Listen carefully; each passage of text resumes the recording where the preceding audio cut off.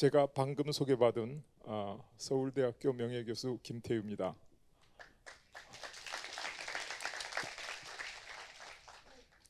이 저출산 문제 정말로 심각한 문제입니다. 지난해 4분기에 우리나라 출산율이 0.65까지 떨어졌습니다. 있을 수 없는 숫자, 있어서 안 될 숫자죠. 정말로 심각합니다. 그래서 OECD 국가의 평균 출생률이 1.6쯤 되고 일본도 1을 넘고 있는데 우리는 지금 0.7대가 깨져서 0.6대로 진입하고 있다. 이 상황뿐만 아니라 고령화 속도는 또 세계에서 제일 빠릅니다. 저출산과 고령화 아주 문제를 점점 더 심각하게 증폭시키고 있죠. 그래서 유명한 인구학자가 대한민국은 세계에서 제일 먼저 사라질 나라다. 또 유럽중앙은행 총재는 한국은 집단 자살 사회다. 좀 무리한 얘기 같지 않습니까? 여러분, 우리나라의 합계 출산율이 1.6이면 1년에 50만 명이 태어나야 되는데 0.8이면 25만 명, 20밖에 태어나지 않습니다. 그러면 어떻게 되죠? 25만 명이 없어진 거죠. 그래서 집단 자살 사회라고까지 얘기하는 겁니다. 그리고 어떤 학자는 즉흥적인 반응이 야, 대한민국 완전히 망했네요. 대한민국 국기가 녹아내리고 있습니다. 그리고 아주 뉴욕타임스에서는 한국은 과거 유럽 사회가 완전히 붕괴된 흑사병 그 이상의 심각한 위기를 겪고 있다. 이렇게까지 이야기하고 있습니다.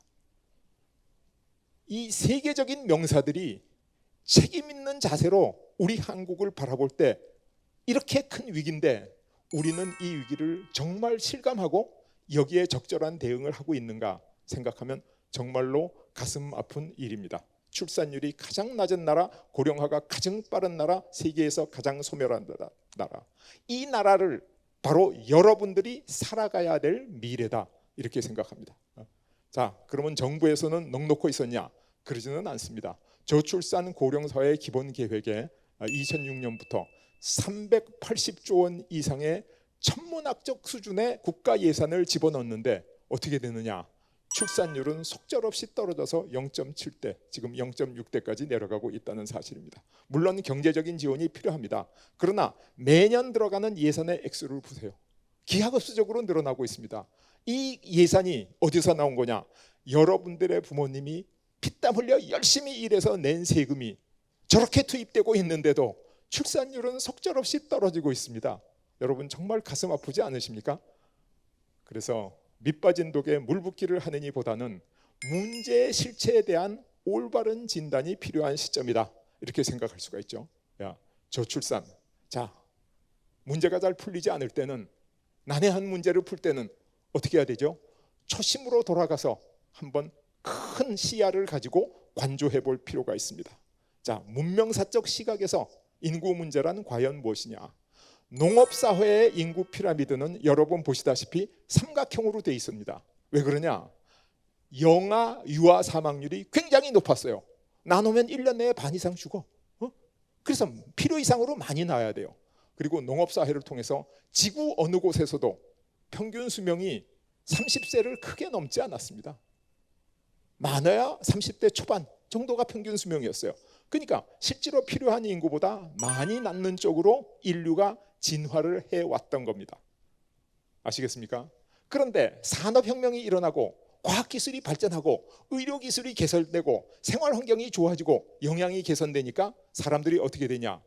태어났는데 영아 사망률이 거의 제로 가까이 1% 이내, 5% 이내로 떨어져 버린 거예요. 그랬더니 인구가 굉장히 많이 늘어나기 시작했죠.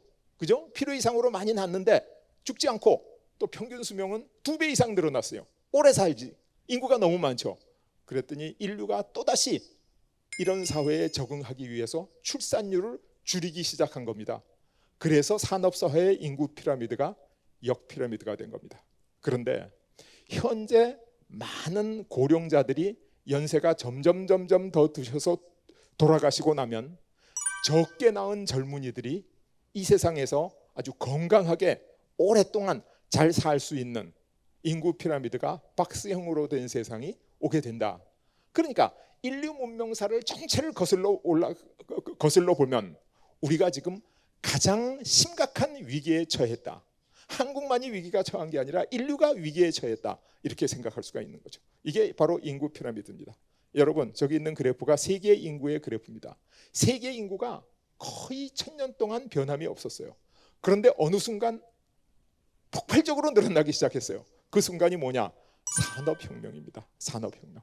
산업혁명이 일어나고 영양 상태가 개선되고 의료기술이 발전하고 주거환경이 좋아지고 그래서 인구가 폭발적으로 증가하기 시작한 거죠. 그래서 인구가 폭발적으로 증가하기 시작하니까 사람들이 걱정하기 시작한 겁니다. 문제가 많이 생겼어요. 어떤 문제가 생겨? 식량이 부족하고 자원이 고갈되고 환경이 파괴되고 지구 환경이 변하고 이 모든 문제의 근본적인 원인이 뭐냐? 바로 인구가 너무 많아서 과잉인구. 이 문제를 제일 먼저 심각하게 지적한 것이 로마 클럽의 보고서 성장의 한계입니다. 저 보고서가 나오자마자 30개 이상의 언어로 번역되고 3천만 부 이상이 팔려나가면서 전 세계 지식인들이 로마 클럽과 성장의 한계를 모르면 화제에 끼일 수 없는 그런 상태가 되어버렸습니다. 인류 문명은 승승장구해서 한없이 발전할 줄 알았는데 그게 아니다. 성장의 한계가 온다. 이 얘기는 다른 말로 종말이 다가오고 있다. 그래서 저 성장의 한계 정말로 심각한 보고서였습니다. 저 보고서가 나온 게 1972년. 당시에 세계 인구가 얼마였는지 아세요? 38억 명 정도 됐습니다. 지금 80억이 넘었죠? 지금 2배 이상 불었죠? 인구 문제가 훨씬 더 심각해졌다 하는 사실을 여러분들이 아실 수 있을 겁니다. 그런데 인구가 너무 많으면 개체를 줄이는 방향으로 적응하는 게 생명체의 본성입니다.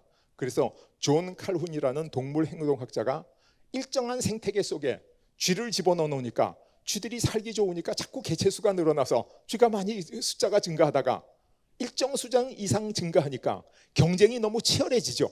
서로 다툼이 생기죠. 빼앗아야 되죠. 그러다 보니까 생태 환경이 나빠지니까 자체적으로 출산율을 낮춰가더라 라는 게 동물 실험에서 증명됐는데 그 후에 새라든가 다른 동물을 가지고 실험했던 결과들도 대동소이했습니다.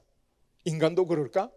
물론 인간 가지고 실험을 한 적도 없고 실험할 수는 없지만은 인류학자들이 조사해 본 바에 의하면 고립된 생태계 안에서 인류도 비슷한 행태를 보였다라는 것이 많은 연구와 논문을 통해서 증명되어 있습니다. 그래서 출산율이 줄어들고 있습니다. 여러분, 저게 유엔에서 나온 출산율 그래프인데 출산율이 급격히 하강하는 게 보이지 않습니까? 출산율이 저렇게 빨리 떨어지지 않으면 어떻게 되겠죠? 인구가 80억 명이 100억 명, 200억 명, 그럼 지구는 곧 멸망합니다. 다행히도, 정말 다행히도 출산율이 떨어지고 있다는 겁니다. 그래서 시작은 뭐 남녀 성평등, 교육 연한이 길어지고 뭐 여러 가지 일과 삶에 대한 균형 이런 것 때문에 그런데 결국은 거시적인 문명사적인 시각에서 볼 것 같으면 출산율이 떨어진다고 하는 것은 인류가 이 땅에서 생존하고 번영하기 위한 축복이다 이렇게 이야기할 수 있습니다. 왜? 인구가 계속 늘어나면 지구가 멸망할 것이기 때문이죠. 여러분 다 동의하시죠? 이건 당연한 거 아닙니까? 누구나 다 이해할 수 있는 내용입니다. 그래서 범세계적인 저출산 추세는 축복이다. 아니, 저출생 문제의 심각성을 논의하기 위해서 강의 들으러 왔더니 저출산이 축복이라고? 뭐 좀 이상하지 않나? 이렇게 생각하시는 분들도 당연히 계실 거예요. 저 그래프를 볼 것 같으면 위에 있는 점선이 전 세계 출산율이 떨어지고 있는 과정을 보여줍니다. 반 이하로 떨어지고 있죠. 그 밑에 있는 검은 점선은 바로 OECD 국가, 산업화된 국가의 출산율이 떨어지고 있는 겁니다. 그래서 지금 1.6대로 떨어지고 있죠. 그래서 멀지 않아 이 지구상의 과잉 인구 문제가 해소될 거다. 이거 축복이다. 이렇게 이야기할 수 있죠.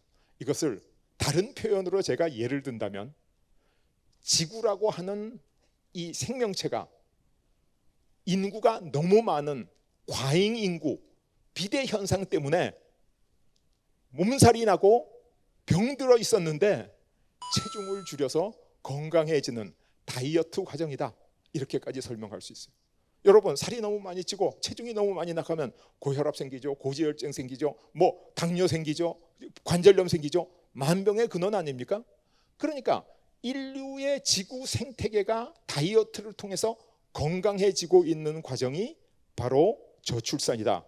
이렇게 생각하면 정말로 저출산 이거 정말 괜찮은 거구나. 인류가 아주 현명하게 대처하고 있구나. 이렇게 생각할 수 있습니다. 그리고 그것은 사실입니다.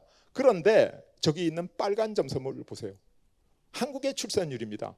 지금 5.95, 6 가까이 됐는데 지금 0.8대로 떨어지고 있어요. 저게 다이어트가 아니고 영양실조입니다. 목숨을 잃을지도 모르는 심각한 문제가 발생하고 있다는 겁니다. 아니 조금 줄면 다이어트고 많이 줄면 영양실조고 당연한 거 아닙니까? 다이어트를 필수 영양소를 섭취하면서 다이어트를 해야지 그냥 안 먹어버리면 못 살죠. 몸의 균형이 완전히 깨지죠. 그래서 한국의 지금 저출산은 심각한 문제가 있다 이렇게 말씀드릴 수 있죠. 그래서 한국의 저출산 추세는 재앙이다. 그래서 이 재앙을 어떻게 해결할 것인가, 그것 때문에 여러분들이 이 자리에 와 계신 거죠. 자, 저출산으로 인구는 한없이 감소하는가? 그렇지 않습니다. 저출산이 추세가 지속되면 인구가 감소하는 것은 틀림없는데, 펜실바니아 대학교에서 37개국의 그 인구 문제를 30년 동안 추적해서 쭉 조사를 해가지고 네이처라고 학문적인 저널 중에 가장 훌륭한 저널에 실은 바에 의할 것 같으면 과잉 인구로 인해서 저출산 추세는 지속되는데 일정한 조건이 갖추어지면 저출산 추세가 반등하기 시작하더라. 그래서 지금 저출산은 일정한 그 수준에 이를 때까지 계속되겠지만은 인구가 줄고 생태 환경이 개선되고 살기 좋아지면 다시 인구가 증가한다는 겁니다. 그러니까 크게 걱정할 필요가 없다는 거예요. 그런데 예외가 있습니다. 반등하지 않은 나라가 우리 한국입니다. 그게 바로 우리의 문제죠. 그래서 이 HDI 지수라고 하는 휴먼 디벨로프먼트 인덱스라는 유엔에서 개발한 지수, 그 지수가 일정 수준에 도달했는데도 출산율이 반등하지 않는 이유, 그것을 찾아서 해결해야 될 것이 바로 우리가 해야 될 일이다 이렇게 생각했죠. 한국의 저출산 왜 재앙인가?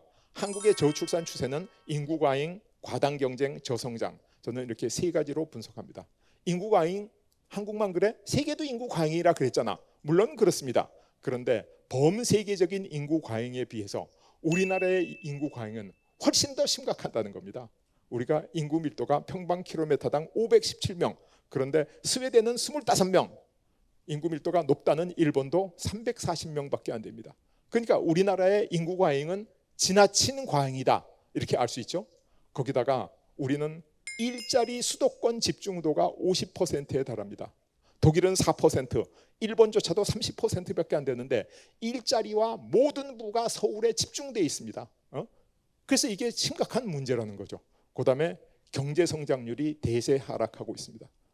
경제 성장률이 지난 30년간 매 정부, 매 대통령 임기마다 거의 예외 없이 평균 1%씩 하락을 지금까지 지속해 왔습니다. 이게 바로 우리나라의 저출산, 저출생의 가장 심각한 원인입니다. 수도권 집중도가 높은 거, 이거 왜 그렇죠? 정책적 실패입니다. 잘못된 정책이 이렇게 수도권 집중도를 만든 거예요. 그 다음에 경제 성장률 하락, 이것도 잘못된 정책이 만들어낸 거예요. 기성세대 중에 일부가 잘못해서 여러분한테 이렇게 암담한 문제를 물려주고 있다 이렇게 생각할 수 있죠. 여러분 보세요. 우리가 저출산 문제 선진국, 그래서 예를 들 때 프랑스의 예를 굉장히 많이 들죠. 그죠? 프랑스의 예. 그런데 프랑스는 인구 밀도가 우리의 4분의 1, 우리가 4배 이상 높습니다. 수도권 집중도는 2배 이상 높습니다. 그러면 실제로 한국 젊은이들이 체감하는 경쟁률은 몇 배 높으냐? 8배에서 10배 높습니다. 8배에서 10배 높은 경쟁 속에서 여러분들이 살아남아야 되는 게 이게 한국의 현실이라는 이야기죠. 그래서 많은 사람들이 선진국 사례를 들어가지고 문제를 해결하려고 그러는데 다이어트 사례를 보면서 영양실조의 문제를 해결한다? 엉터리 없는 이야기죠. 절대로 그렇게 될 수가 없습니다. 아시겠죠? 이게 아주 심각한 문제입니다. 여러분, 그래서 MZ 청년들이 과거에 여러분들의 선배 청년들이 그 당시에 비명을 지르기 시작했습니다. 비명. 여러분 그 비명 들어보셨어요? 그 비명이 뭐냐? 바로 삼포세대라는 비명입니다. 삼포세대가 뭐죠? 연애를 포기하고 결혼을 포기하고 출산을 포기하고. 여러분 연애, 여러분 나이에 이성을 보면 이끌리는 그런 아주 그 야릇한 본능이 있죠. 그거 없는 사람 없죠. 다 있습니다. 얼마나 괴로우면 그 인간적인 본능을 지금 포기하려 그러는가. 결혼, 인생의 보금자리입니다. 얼마나 힘들면 인생의 보금자리를 포기하려 그러는가. 출산, 이건 생명체의 기본적인 본능입니다. 아메바 시절부터 계속 재생산해 왔어요. 그죠? 얼마나 힘들었으면 출산을 포기하겠는가. 젊은이들이 이렇게 비명을 지를 때 기성세대는 어떻게 했냐? 라떼는 마리아로 일과했습니다. 우리는 라면 사 먹을 돈도 없을 때 사골세빵에서 애 하나 업고 애 하나 안고 그리고 애들 낳아서 다 키웠는데, 요즘 젊은이들은 점심값보다 비싼 브랜드 커피 사서 마시고 명품 산다고 줄 서 있으면서 뭐가 힘들어? 뭐가 헬조선이고 뭐가 삼포세대야? 이렇게 야단치시는 분들이 있었는데, 그분들의 심정을 저도 기성세대 중에 한 사람으로서 왜 이해 못하겠습니까마는 그분들의 말씀이 옳으냐? 옳지 않습니다. 잘못된 겁니다. 일부 기성세대는 어떻게 했냐? 아프니까 청춘이다. 아프지? 정말 힘들지? 나도 그랬어. 젊었을 땐 원래 그런 거야. 등 두드려줬어요. 그런다고 문제가 해결되냐? 하나도 해결되지 않았습니다. 정말로 심각한 문제가 계속 지속되고 있고 점점 더 악화되고 있고, 이게 바로 우리의 현실이죠. 그래서 저는 공과대학에서 에너지 경제학을 강의하고 있던 사람인데, 안 되겠다. 이 문제를 해결하지 않고는 내가 강단에 서 있는 사람으로서 젊은이들 앞에서 강의할 기본적인 자세가 돼 있는 게 아니다. 그렇게 생각해서 은퇴가 없는 나라라는 책을 쓰고 저출산 문제를 근본적으로 해결하는 방법을 나름대로 연구하고 있었습니다. 그래서 저 은퇴가 없는 나라라는 책이 출간된 지 벌써 10년도 훨씬 더 지났습니다. 그런데 그 긴 세월 동안 젊은이들이 헬조선이라고 이야기하고 삼포세대, 결혼과 연애와 결혼과 출산을 다 포기하고 이렇게 비명을 지르고 절규하는 동안 대한민국의 어떤 지도자들도 젊은이들의 비명에 귀를 기울여 주는 사람이 없었습니다. 대한민국의 어떤 지도자도 저 문제를 심각하게 생각하고 해결하려고 아주 뛰어드는 분이 안 계셨습니다. 가슴 아픈 일이죠. 가슴 아픈 일이죠. 그리고 지금 출산율이 0.6대가 되니까 모든 분들이 다 전문가가 돼서 한마디씩 하고 계십니다. 그러나 문제 해결은 올바른 방향으로 가고 있지 않다, 이렇게 말씀드릴 수 있습니다. 많은 사람들이, 요즘 젊은 사람들은 이기적이야. 아이 안 낳고 즐기려 그래. 그게 잘못이야. 이렇게 얘기를 하는데 그거는 아주 잘못된 생각입니다. 그래서 제가 지금 시간 관계상 다 말씀드릴 수는 없지만 많은 학자들이 연구를 해보니까 삶이 희망적일 때 아이를 많이 낳게 되고 삶이 절망적일 때 아이를 안 낳게 된다. 전쟁 시작해서 전쟁하는 나라에서 아이를 안 낳습니다. 전쟁 딱 끝나면 바로 평화가 오니까 베이비붐이 옵니다. 이거는 국가와 시대를 거치지 않고 일어나는 공통적인 현상입니다. 그래서 세상이 희망적이면 아이를 낳고 절망적이면 아이를 안 낳는다. 그래서 지금 젊은이들이 아이를 안 낳는 이유는 이 세상이 절망적이기 때문이고, 이 절망적인 세상을 물려준 사람이 바로 기성세대다, 이렇게 얘기할 수 있죠. 이건 통계 자료로 증명이 됩니다. 여러분, 한때 우리나라의 출산율이 급격히 올라가고 있는 때가 있었죠. 아주 올라갔죠. 저때 우리나라 국민소득은 1,000불밖에 안 됐습니다. 1,000불, 정말 가난했죠. 근데 출산율이 올라갔어요. 왜? 그때 기성세대, 그때 가임기에 들어가 있는 분들은 국민소득 100불 시대에 태어난 분들이에요. 근데 국민소득 1,000불 시대에 아이를 낳기 시작했어요. 가임기가 됐어. 그러니까 내 자식은 국민소득 10,000불 시대를 살아갈 것이다 라는 확신이 있었죠. 그래서 정말로 라면 사 먹을 돈도 없었지만 아이를 많이 낳은 겁니다. 근데 그 후로 경제 성장률이 대세 하락하기 시작했습니다. 희망이 있을 때는 아이를 많이 낳았는데 경제 상황은 좋아졌지만은 이제 점점 경제 성장률이 떨어져서 내 자식은 나보다 좋은 세상을 살지 못할 것 같아. 그래서 절망하기 시작했어요. 살기는 좋았지만 평화롭지만 절망했죠. 그래서 아이를 안 낳기 시작한 겁니다. 그래서 우리가 알 수 있는 건 뭐냐면 경제가 성장하면 희망을 갖게 되고 행복해지고 출산하게 된다. 경제가 성장하지 않으면 절망하고 불행해지고 아이를 낳지 않는다. 요즘 기성세대 중에 일부는 뭐라 그러냐면 요즘 젊은이들은 참을성이 너무 없어. 회사에 들어가가지고 뭐 윗사람이 잔소리 한 번만 하면 사표 던지고 나가버려. 그렇게 아주 그 젊은 사람들을 비난합니다. 근데 왜 그렇게 됐죠? 과거의 기성세대는 직장에 들어가면 경제가 성장하니까 사원으로 들어가면 과장되는 것은 보장돼 있었어요. 과장이 부장되는 거 보장돼 있었어. 그리고 웬만히 열심히 일하면 임원까지 올라갈 수 있었어요. 그러니까 참고 일했던 겁니다. 주말에도 나와서 일하고. 왜? 나도 희망이 있으니까. 근데 요즘은 어떻게 됐죠? 경제가 성장하지 않으니까 사원이 과장될 때 다 되냐? 되는 사람 일부밖에 안 돼요. 과장이 부장될 때 다 되냐? 일부밖에 안 돼요. 내가 된다는 보장이 없어. 참을 이유가 없어진 겁니다. 그래서 요즘 젊은 사람들에 대한 비판의 원인 제공은 누가 했냐? 기성세대가 한 겁니다, 사실은. 그래서 우리가 지금 문제는, 가장 심각한 문제는 어디에 있느냐? 과도기, 역피라미드 시기. 이걸 저는 죽음의 계곡 이렇게 부릅니다. 여러분, 이 출산율 문제에 좀 학문적으로 들어가서 진짜 출산율의 문제의 실체가 뭐냐 이렇게 볼 것 같으면 부양비입니다. 그래서 부양비가 뭐냐면 생산 가능한 인구가 열심히 일해서 생산 가능하지 않은 유소년이나 생산 가능하지 않은 고령자들을 부양하는 비율을 부양비라고 부릅니다. 근데 한때 우리나라에 유소년이 너무 많이 태어났죠. 애들이 너무 많이 태어났어요. 그랬더니 나누니까 교육시킬 돈이 없어. 그럼 어떻게 되죠? 나빠지죠, 국가적으로. 그래서 이 부양비가 악화되면 안 되는 겁니다. 그래서 어떻게 했냐면 산하 제한을 했죠. 아들, 딸 구별 많고 둘만 낳아 잘 기르자. 그 산하 제한에 성공해서 부양비를 다시 낮췄습니다. 그게 과거의 우리의 성공담입니다. 인구 문제. 지금 우리가 처하고 있는 문제는 뭐냐? 유소년이 많은 게 아니라 고령자 숫자가 너무 많은 거예요. 유소년 숫자는 안 나면 줄어들지만은 연세 많은 고령자 숫자를 줄일 방법이 있습니까? 없죠. 방법이 없어요. 그러니까 이 문제가 해결이 안 되는 겁니다. 거기다가 저출산 때문에 생산 가능 인구, 젊은 사람의 숫자가 줄어드니까 분모가 줄어드니까 부양비가 2배 나빠진 겁니다. 근데 그러면 생산 가능 인구를 늘려야지. 이게 지금 많은 사람들이, 인구학자들이, 정책 입안자들이 주장하고 있는 건데, 많이 낳는 것을 덜 낳게 하는 것은 산하 제한으로 가능한데 안 낳는 것을 낳게 하는 것은 가능하냐? 그렇지 않습니다.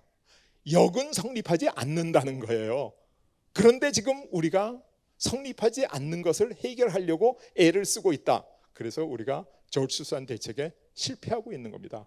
이 내용을 제가 조금 더 시각적으로 보여드리면, 과거에 유소년 부양비가 높았던 거 해결했는데 노년 부양비 높은 거 현재는 해결할 수가 없다. 그래서 이 문제를 조금 더 아주 적시하기 위해서 한국형 노인 부양비를 제가 정의를 해봤더니, 한국에서 현재 아주 열심히 풀타임으로 가치를 창출하면서 정규 직장에서 일하고 있는 나이는 25세부터 54세까지 약 30년이다. 그 후에 있는 직장들은 일을 해도 사실 그 정규 직장이 아닌 경우가 거의 대부분입니다. 그런데 실제로 부양받는 고령자들은 55세 이상이다. 이게 바로 한국형 노인 부양비입니다. 그래서 1999년 이전에는 우리나라가 최소 3명 이상이 일해서 1명을 부양하는 시대였어요. 왜? 인구 피라미드가 삼각형처럼 돼 있었으니까. 3명이 그 의료보험비를 내면 1명이 노인이라 병원에 가시는 거예요. 그럼 십시일반으로 얼마든 되죠. 부모 봉양하는 것도 어렵지 않아요. 아들, 형제, 삼형제, 사형제 있는데 부모 모시는 게 왜 힘들어요? 얼마든지 할 수 있지. 그런데 2030년이 지나면 머지않은 장래에 1명이 일해서 1명을 부양하는 시대가 온다는 겁니다. 그럼 어떻게 되겠죠? 어떻게 되겠죠? 젊은 사람들의 허리가 휘어지냐고요? 휘어지기 전에 부러져 버립니다.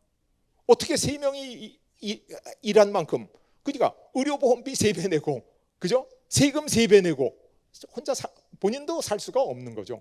그래서 이런 심각한 문제, 그래서 인구 문제의 실체, 제일 중요한 것은 부양비다 이렇게 얘기할 수 있죠. 그래서 의료보험, 연금, 세금 전부 다 부도가 납니다. 이렇게 되면 젊은이만 어려우냐? 저처럼 연금 받고 있는 노인들도 어려워집니다. 왜? 국가가 연금에서 줄 돈이 없어지는데요. 불입하지 않으면 돈이 어디서 나옵니까? 국가가 돈 찍어서 주는 게 아니거든요.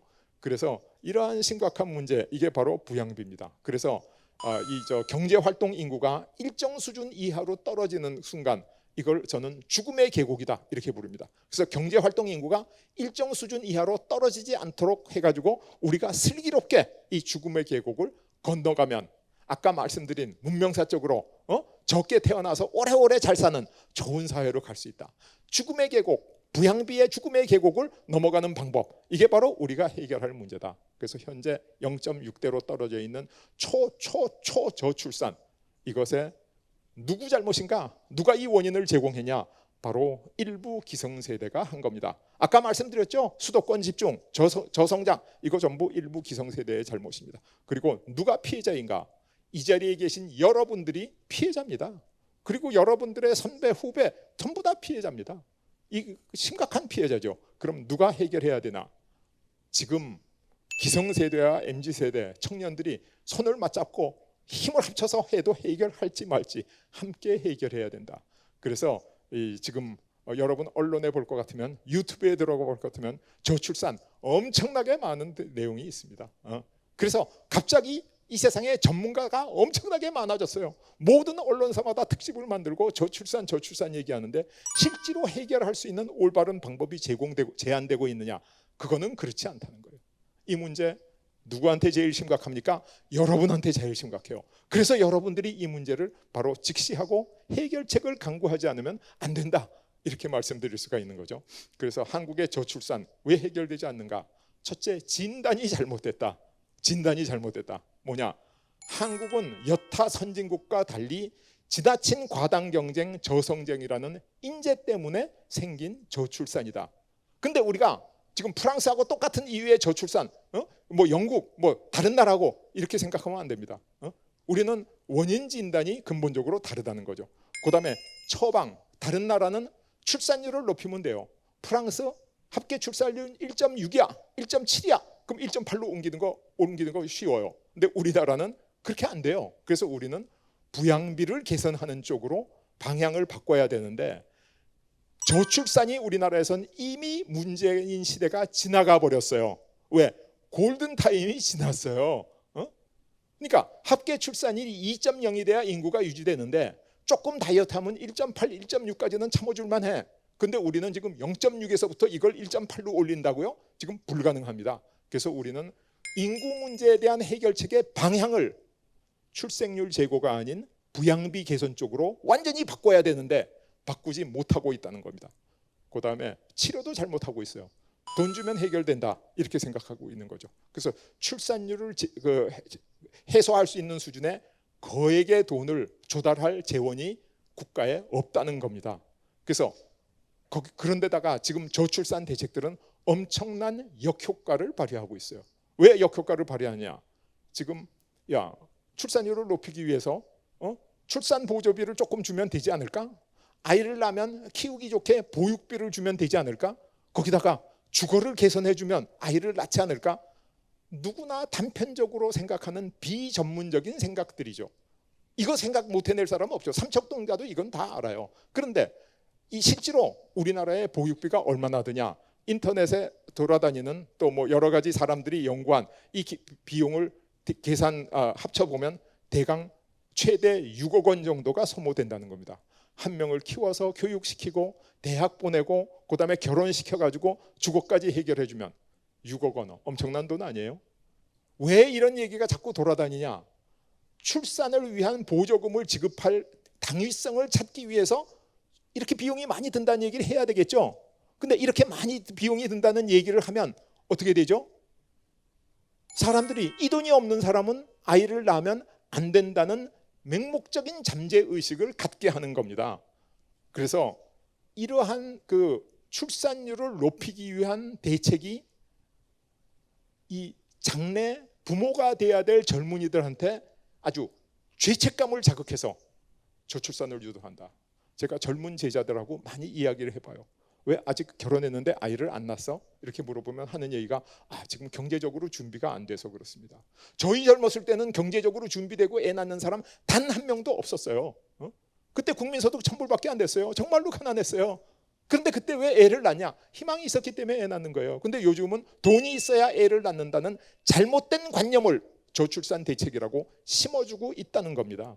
여러분, 애 하나 키워서 다 결혼시켜서 자리 잡게 할 때까지 6억 원이 든다 그러면 1억 원 보조해줘 가지고 애 낳겠어요?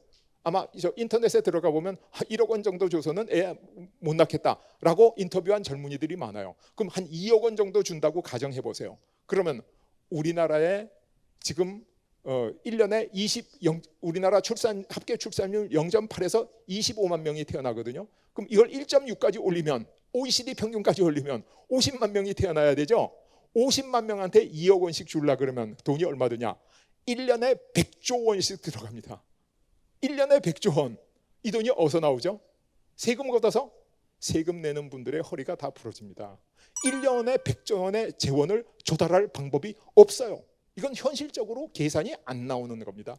그런데도 자꾸 경제적인 지원을 해서 애를 낳도록 해야 되겠다 이렇게 주장하고 있는 거죠. 이게 파이낸셜 타임스에 있는 패밀리 프렌들리 저출산을 위한 예산과 출산율을 보면 저 서구 유럽 국가들은 돈을 많이 씁니다. 근데 출산율 다 떨어져요. 제일 오른쪽에 한국 볼 것 같으면 우리나라가 쓰고 있는 돈은 다른 유럽 국가에 비해서 훨씬 적어요. 출산율은 훨씬 더 많이 떨어지고 있어요. 저걸 가지고 어떤 학자들은, 어떤 정책 입안자들은 출산율 재고 비용을 높여야 된다. 그러면 출산율이 해결됩니까? 어차피 해결은 안 되죠. 물론 더 악화되지는 않을 거예요. 그러나 그렇게 하려고 그러면 1년에 국가 예산에서 100조 원씩 써야 된다는 거예요. 현실적으로 불가능한 거예요. 그런데도 그런 주장을 하고 그런 계획을 하고 있다. 이게 바로 현실입니다. 이 현실을 직시하고 지적하고 해결하려고 노력해야 될 사람이 누구냐? 바로 저출산 문제 당사자, 가장 큰 피해자가 될 여러분들이다 하는 사실을 여러분들이 아셔야 돼요. 그 외에도 저출산에 대한 제도적 지원, 이 문제 굉장히 심각합니다. 우리나라 제도적 지원 중에 제일 많이 얘기하는 게 주거 공급이죠. 젊은 사람들이 애 낳아서 키우려고 그러면 집이 있어야 되잖아. 그러니까 주거 지원을 해줘야 돼. 들어보면 너무 쉬운 말이고 너무 당연한 말인데 우리나라의 주택 보급률이 100%를 이미 넘은 지 오래된 거 아시죠? 우리나라의 주택이 부족하지 않습니다. 수도권, 서울을 제외하고 전국적으로 집이 남아 돌아가요. 다만 수도권에만 집이 부족해요. 왜? 수도권 집중도가 그렇게 높으니까. 그런데 수도권으로 몰려드는 젊은이들한테 집을 제공해주면 어떻게 되죠? 더 몰려들겠죠? 더 몰려들면 지금 세계적으로 높은 수도권 집중도 50%가 70%, 90% 올라가겠죠? 대한민국 완전히 망합니다. 그런데 왜 젊은이들한테 자꾸 주택을 제공해줘야 된다고 생각하냐? 정치하는 분들은 그게 표가 되는 거죠. 그죠? 왜? 도와주면 도움받은 사람은 좋아할 거 아니에요. 그러니까 이게 옳은 방법이냐? 절대로 옳은 방법이 아니라는 거예요. 그래서 우리 제도적 지원, 한국의 수도권 집중도 정말로 높습니다. 다른 나라에 비해서 압도적으로 높아요. 근데 이것을 악화시키는 정책은 저출산을 더욱 악화시키는 정책이다. 이렇게 얘기할 수가 있죠. 그래서 한국은행에서 나온 보고서에 의할 것 같으면 6가지의 저출산 대책 시나리오를 잘 수행하면 대한민국의 저출산 문제의 84.5% 정도, 85% 정도가 해결된다. 아주 좋은 연구고 좋은 보고서라고 저는 생각합니다. 85% 정도를 해결할 수 있는 6개 시나리오가 있는데 그 중에 1개 시나리오, 수도권 집중도만 낮추면 전체 문제의 반이 해결된다는 거예요. 그런데 우리 사회는 수도권 집중도를 높이는 쪽으로 가고 있습니다. 그래서 서울에 주택을 많이 공급했어요. 그 젊은이들이 집을 갖고 아이를 낳기 시작해서 그럼 교육 인프라가 있어야 되겠죠? 교통 인프라 또 만들어야 되겠죠? 문화 인프라 또 만들어야 되겠죠? 그럼 어떻게 되죠? 대한민국은 서울공화국이 되고 대한민국은 미래가 없는 나라가 되고 만다는 겁니다. 지금 이게 우리가 방향을 잘못 잡아서 가고 있는 길이다. 이 방향을 틀지 않으면 어떻게 되냐? 여러분의 미래가 없습니다. 기성세대 앞으로 20년을 살겠어요? 30년을 살겠어요? 여러분은 앞으로 60년, 70년을 살아야 될 사람들이에요. 이 방향을 고치지 않으면 우리나라는 이 문제 해결이 전혀 불가능해요. 그래서 수도권의 주택 공급을 늘릴수록 경쟁은 더욱 심화되고 결국 해가지고 모든 인프라 예산이 서울로 집중되고 서울로 집중되면 지방은 완전히 소멸하고 지방이 소멸하고 서울 잘 되면 그게 뭐가 나빠? 서울이 잘 되는 게 아니라 서울이 더 경쟁이 심각하고 힘들게 된다는 거죠. 아까 말씀드렸죠. 프랑스 젊은이에 비해서 우리나라 젊은이들이 체감하는 경쟁률이 8배에서 10배라고. 근데 그 경쟁률이 이제 앞으로 20배가 될 지경이다 그런 얘기죠.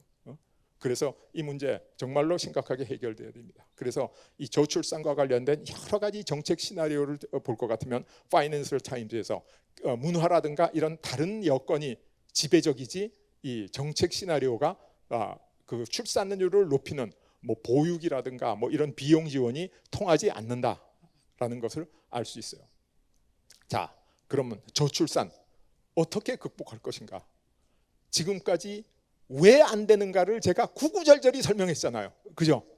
해결할 방법이 없다는 얘기를 했잖아요. 지금까지 하고 있는 방법이 안 된다는 방법을 그 이유를 말씀드렸잖아요. 그러니까 지금부터는 우리가 해야 될 일이 어떻게 극복할 것인가 이것을 얘기해야 될 때가 왔다. 그 저출산 첫째는 보존적 대책을 해야 됩니다. 출산율은 어차피 떨어지고 있으니까 이 떨어진 저출산에 맞춰가지고 연금을 많이 불입하고 적게 타가도록 고치지 않으면 연금이 부도가 나요. 의료보험도 많이 불입하고 적게 타가도록 고치지 않으면 의료보험도 부도가 납니다. 그리고 군대도 마찬가지예요. 적은 숫자의 인원이 우리나라의 방위를 책임질 수 있도록 바꿔야 되는 보존적인 대책이 있는데 이거 하나하나 말씀드리기는 다 어렵습니다만 어쨌든 인구 비례가 바뀌는 데 따라서 우리가 여기에 적응해야 된다. 이게 바로 보존적 대책이에요. 또 보존적인 대책이 뭐냐? 출산율을 높여야 돼요. 지금 결혼, 출산, 육아, 주거지원 이런 것들 직장 문화 개선을 통해 가지고 출산율을 높여야 되는 거 이게 문제를 근본적으로 해결하는 방법은 우리나라에서는 아니라고 제가 말씀드렸죠. 그러나 더 나빠지지 않는 정도는 하긴 해야죠. 우리가 축구하고 있는데 3대0으로 지고 있어요. 근데 수비 안 하면 어떻게 되죠? 4대0, 5대0 계속 점수가 뺏기겠죠. 그러니까 3대0은 유지할 수 있는 정도로 최소한의 이건 필요하다. 그런데 출산율이 많이 올라가면 문제가 다 해결되잖아요. 우리나라 출산율 1.8 이렇게 올라가면 문제 다 해결되는데 왜 저게 보존적 대책이냐? 프랑스나 유럽 국가 출산율이 1.5 수준에 있는 나라는 올릴 수 있어요. 우리는 지금 0.6대로 떨어지기 때문에 골든타임이 지나도 너무너무 지나서 이제 그거 올리는 것만 가지고는 해결이 안 된다는 겁니다. 그래서 이걸 보존적 대책이다 이렇게 얘기를 하고 그다음에 적극적인 대책은 뭐냐? 4차 산업혁명이 적극적인 대책이다. 전 이렇게 얘기를 합니다. 4차 산업혁명이 왜 적극적인 대책이냐? 3명이 일해서 1명을 부양하던 시대가 1명이 일해서 1명을 부양하던 시대가 온다. 이거는 해결할 방법이 뭐냐? 일하는 사람이 3배 효율을 올릴 수 있도록 하면 되죠. 아니 1명이 어떻게 3배 일을 해? 8시간 일하던 사람 24시간 일하라는 말이야? 그건 안 됩니다. 그러나 방법이 있습니다. 바로 일하는 사람 1명이 인공지능 로봇 2대 데리고 일하면 3명분 일할 수 있잖아요. 그죠?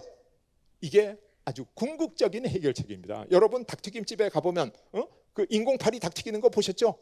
사람 하나가 3명이 일하던 걸 사람 하나가 인공팔 2개 데리고 튀기면 3배 튀길 수 있는 거예요. 그래서 4차 산업혁명만이 우리 저출산 문제에 대한 근본적인 해결책이다. 그런데 단 여기에 한 가지 문제가 있습니다. 무슨 문제가 있냐? 그 문제가 뭐냐 하면 4차 산업혁명의 진행 속도보다 저출산 속도가 더 빨라서 인공지능 로봇 2대 데리고 일하기 전에 이미 이 부양비기가 깨져버린다는 말이에요. 그래서 어떻게 해야 되냐? 두 번째, 제가 제안하고 있는 은퇴가 없는 나라라는 책에서 제안하고 있는 게 이모작 사회입니다. 이모작 사회가 뭐냐? 3명이 일해서 1명을 부양하던 시대가 1명이 일해서 1명을 부양하던 시대가 온다. 그러면 1명이 1명을 부양한다는 건 쉽게 얘기해서 2명이 2명을 부양한다는 거죠. 근데 부양받는 2명 중에 보면 55세부터 74세까지의 장년이 있어요. 75세 이상의 노년이 있어. 영어로는 young old와 old old 이렇게 불러요. 근데 이 장년들 55세부터 74세까지 장년은 아직 젊고 건강 상태도 좋고 얼마든지 일할 수 있어요. 이 사람한테 일할 기회를 줘서 경제 활동을 하도록 낮추면 그러면 어떻게 되냐? 3명이 일해서 1명을 부양하는 시대가 돼가지고 4차 산업혁명이 성숙하기 전까지 죽음의 계곡을 이모작 사회를 통해서 넘어갈 수 있다. 그러나 어떻게 해서 고령자들한테 일할 수 있는 사회를 만드느냐, 그 얘기를 제가 시작하면 또 1시간 얘기해야 됩니다. 그래서 은퇴가 없는 나라라는 책이나 아니면 제가 강연한 다른 유튜브를 좀 참조하시면 이것을 슬기롭게 해결할 수 있는, 정년을 연장함으로써 청년 실업이 절대로 생기지 않는, 청년에게 도움이 되는 방법이 제한되고 있다. 그래서 이모작 사회, 이렇게 우리가 문제를 해결할 수 있다, 이렇게 얘기할 수 있죠. 또 하나는 뭐냐, 우리가 아무리 이런 걸 해도 수도권 집중도를 해소하지 않고는 아무것도 해결되지 않습니다. 이게 악화되면 모든 문제가 점점 더 나빠집니다. 그런데 우리가 지금 수도권 집중이라는 소위 단극 체제, 일극 체제 속에 있다는 거죠. 그래서 수도권에 엄청난 인구가 집중되어 있습니다. 이것을 어떻게 분산시키느냐, 전국적으로 이걸 분산시키는 국토균형 발전 정책은 지금까지 성공한 적이 단 한 번도 없습니다. 왜 성공하지 못했냐? 경제적이 아니기 때문이죠. 지금 영동권, 호남권 막 발전시키는 거 마음은 꿀뚝 같은데 실제로 해보면 안 됩니다. 들어가는 돈이 효과보다 더 많기 때문에 수도권 집중이 되고 있는 거예요. 그러나 우리에게 희망이 다가오고 있습니다. 그 희망이 뭐냐? 부산, 울산, 경남 이쪽은 앞으로 북극 항로가 열리기 시작하면 이게 굉장히 경제적으로 유리한 이 도시로 성장할 수 있습니다. 아니, 우리 고향은 전라북도인데, 우리는 충청도인데, 우리는 영동인데 부산, 울산, 경남만 또 키운다고? 그러나 부산, 울산, 경남이 중요한 게 아니라 과거에 우리가 절망적인 경제를 발전시키기 위해서 우리가 했던 방법이 뭐냐? 바로 경부고속도로를 만드는 거였죠. 왜? 부산이 수출 항구니까. 그런데 앞으로 부산이라는 수출 항구가 앞으로는 전 세계적인 항구로 발전할 수가 있다는 거예요. 왜? 지구온난화 때문에 북극해가 녹아내리고 북극 항로가 열리면 부산에서부터 로데르담, 암스테르담 옆에 로데르담까지 가는 거리가 한 30% 정도 절약이 돼가지고 훨씬 더 빨리 갈 수 있어 우리 경제에 큰 도움이 된다는 거죠. 그래서 균형이라고 하는 것은 가장 좋은 균형이 대칭 균형입니다. 그래서 서울과 부산의 대칭 균형이 일어나면 서울과 영남, 그다음에 호남 3극 대칭이 이루어질 수 있고 영동, 충청 4극, 5극 대칭이 이루어질 수 있다. 그래서 우리가 지금 그 수도권 집중 문제를 풀 수 있는 유일한 희망이고 방법은 지구 온난화로 북극 항로가 녹아내리고 북극 항로가 열려가지고 큰 인류 문명의 길이 열리면 그 거점 항구를 우리가 확보할 수 있는 지역은 우리 한반도의 동남부밖에 없다, 이렇게 말씀드릴 수 있죠. 그래서 2단계 적극적인 대책은 4차 산업혁명을 해서 생산성을 향상시키는 거다. 그러나 4차 산업혁명 속도가 저출산 속도보다 느리기 때문에 이 문제, 이 사이에 있는 죽음의 계곡을 해결하기 위해서는 우리가 1모작 사회에서 2모작 사회로 부양비 개선을 잘하면 이거를 돌파할 수 있다. 그리고 마지막으로 우리나라의 단극 체제를 양극 체제로, 1극 체제를 2극 체제로 이렇게 바꾸면 우리나라 한반도가 이 2극 체제에서 3극 체제, 4극 체제, 5극 체제로 완전한 균형 발전으로 이루어질 수 있다, 이렇게 얘기할 수 있습니다.